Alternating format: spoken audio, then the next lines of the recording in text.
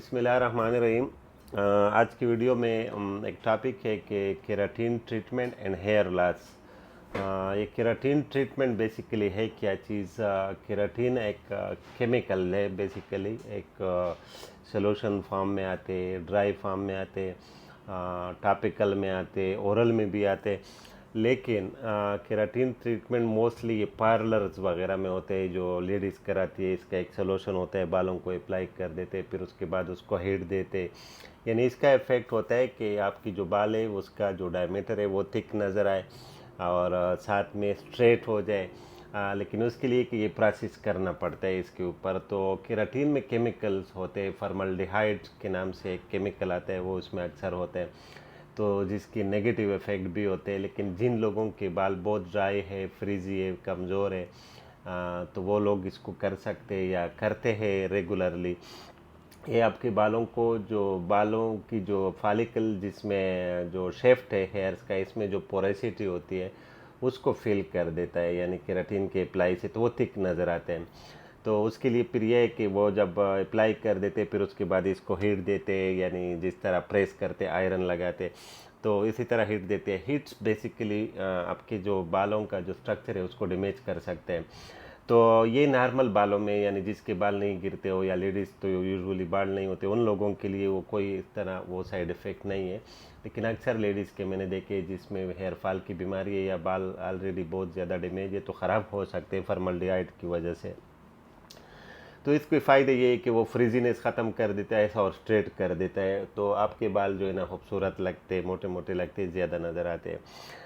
और keratin treatment जो होता है वो यूजुअली एक टेम्परेरी चीज़ है। वो उसके रिजल्ट जो होते हैं वो एक 2-3 हफ्ते से लेके कुछ महीने तक चलते हैं। डिपेंड करता है कि आपने ट्रीटमेंट के बाद इसका केयर कितना किया, क्योंकि उसके केराटिन करने के बाद आपको सल्फेट फ्री शैम्पूज वगैरह इस्तेमाल करने होते हैं, तो जितना आप उसका केयर करेंगे तो इतना ज़्यादा चलेगा।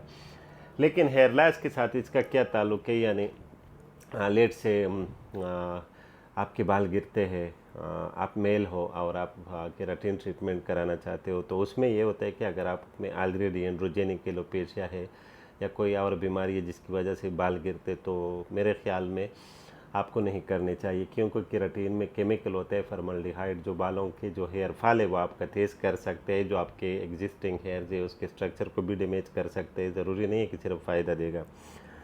और हेयर ट्रांसप्लांट के बाद लोग पूछते हैं कि हम कर सकते हैं, यानी हेयर ट्रांसप्लांट का एक बार जब रिज़ल्ट आ जाए तो उसके बाद बेशक आप कर सकते हो। लेकिन ये कि इनिशियली जब आपकी हेयर ग्रोथ होती है या स्कल्प हीलिंग होती है, उन दिनों में अवॉइड करना चाहिए। उन दिनों में मैं इवन कलर्स का भी कहता हूँ कि अमोनिया फ्री कलर आप लोग लगाए, डोनर साइड पे लगा सकते हो जब ये बाल आ जाए तो उसके ऊपर, यानी 10 महीने के बाद कर सकते हो। तो मतलब मेरा ये है कि अगर आपके ट्रांसप्लांट का 10 महीने हो चुके हैं और आपके जो रिज़ल्ट आया हुआ है और आपके बाल फ्रीजी है, ड्राई है, करली है, और आप केराटिन ट्रीटमेंट करना चाहते हो, तो आप कर सकते हो, कोई साइड इफ़ेक्ट नहीं है।